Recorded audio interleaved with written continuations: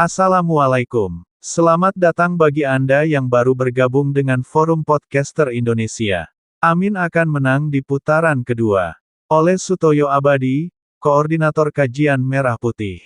Bayang-bayang ketakutan Jokowi melalui simbol Gibran akan kalah dan terpental pada Pilpres 2024 sangat kuat, sehingga reaksi perlindungannya pun muncul dalam berbagai bentuk.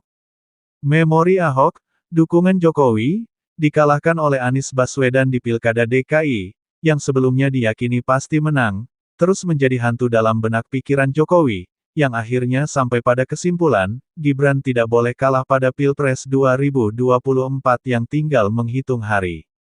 Segala kuasa, upaya, cara dan rekayasa harus dimaksimalkan, Gibran harus menang. Tidak peduli melanggar aturan, etika dan macam-macam norma. Menghalalkan segala cara, indikasinya dengan cara curang adalah pilihan terakhir.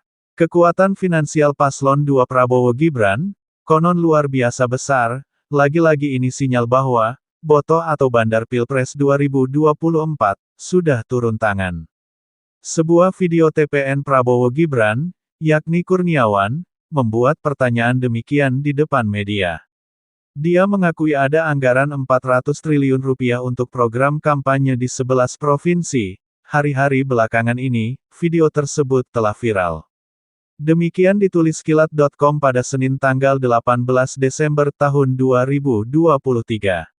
Dalam berita fajar.co.id pada Senin tanggal 18 Desember tahun 2023, kini berita tersebut telah dihapus dengan munculnya tampilan 404, setelah tayang 6 hari.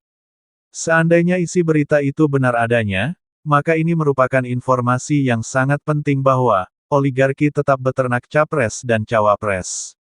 Aroma dan fakta bagi-bagi uang dari paslon 2, tidak lagi sembunyi-sembunyi, dilakukan dengan vulgar atau terang-terangan. Terbaca dan terekam kesan reaksi Bawaslu atas indikasi kuat telah berkali-kali terjadinya rekayasa kecurangan di mana-mana, lumpuh layu hanya formalitas, semua berakhir tidak ada kecurangan. Basa-basi Jokowi dengan seluruh perangkat kekuasaannya netral, berjalan paralel, bersama dengan rekayasa memaksimalkan semua perangkat kekuasaan, untuk memenangkan dan mengamankan, putra mahkotanya harus menang. Putra sulung Jokowi yang sempat dijuluki Tempo sebagai anak haram konstitusi, terus dipoles dengan tenaga survei berbayar, bajer yang penuh sesak di media sosial, dengan payung penguasa, melenggang dengan leluasa. Kedua paslon Anies Muhaimin dan Ganjar Mahfud, sangat menyadari adanya rekayasa kecurangan, yang makin liar dan ugal-ugalan.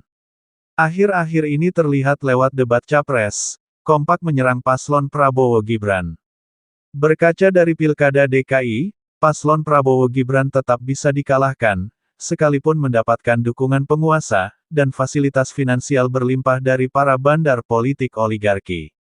Serbuan medsos dan dukungan untuk paslon Anies Muhaimin, yang minim segala fasilitasnya, terpantau oleh masyarakat, justru para pendukung makin militan, meluas dan membesar. Pengawasan dan pengawalan kecurangan dari masyarakat, aktivis, pengamat dan pengawas pemilu curang pun semakin kuat. Pandangan Rocky Gerung, perubahan itu memang tiba pada saat yang tepat, dan diambil alih sebagai isu oleh Anies. Bukan karena Anies sendiri yang ingin perubahan, tapi memang sejarah begitu sifatnya. Dan pengaruh untuk menghalangi Anies, itu yang dulu saya prediksi bahwa Anies itu akan dikunci di 17% oleh mesin politik Jokowi, tuturnya seperti dilansir YouTube Rocky C. Gerung Official. Bagi Jokowi kekalahan dalam Pilpres mendatang, adalah sangat menakutkan sekaligus akan jadi bencana bagi diri dan keluarga, oligarki dan kroni-kroninya.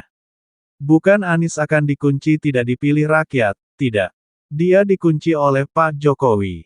Akan menjadi kekuatan berbalik arah, sinyal bahwa Anies akan menang pada putaran pertama atau putaran kedua. Banyak analis politik, Anies akan menang pada putaran kedua. Jangan lupakan, dan tetaplah ingat kepada 6 pemuda beriman, pengawal ulama, yang tidak salah apa-apa, diculik, lalu disiksa dengan sadis dan kejam, kemudian dibantai tanpa belas kasihan, oleh segerombolan setan. Setelah itu, difitnah habis-habisan, kasus ini dikenal sebagai kasus KM50, yaitu, tragedi kemanusiaan paling biadab yang pernah terjadi di Indonesia.